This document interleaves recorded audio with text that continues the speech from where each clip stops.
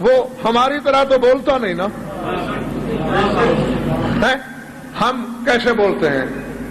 ہمارے اندر جوف ہے، یعنی خلا ہے جی، پھیپھڑا ہے، یہ پھیپھڑے کی جو بانسری ہوتی ہے یہ جوف ہے، پھیپھڑا ہے، ہوا ہے، لہوات ہیں، حلق ہے، زبان ہے، حروف ہیں، یہ ساری چیزیں ملتی ہیں تو ایک لفظ بنتا ہے۔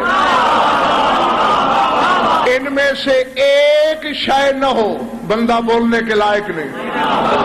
جاؤ علم طبیعیات کے علماء کو بھی میرا چیلنج ہے اور علم شریعت والوں کو بھی، یہ چیزیں مل کر تو کیا اللہ کے لب ہیں؟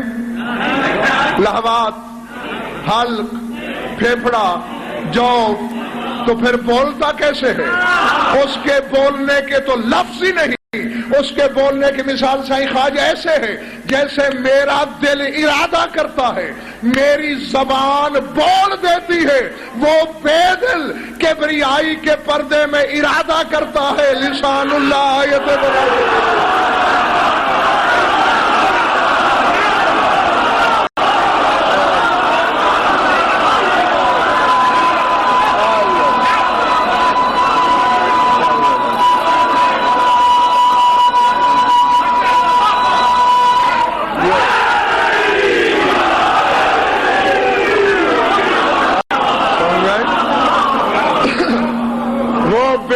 ارادہ کرتا ہے، اس کی زبانیں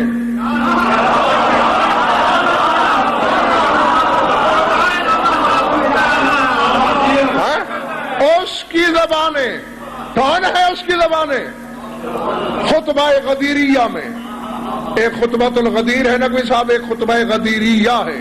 خطبۃ الغدیر وہ ہے جو رسول نے پڑھا، خطبہ غدیریہ وہ ہے جو امیر نے پڑھا۔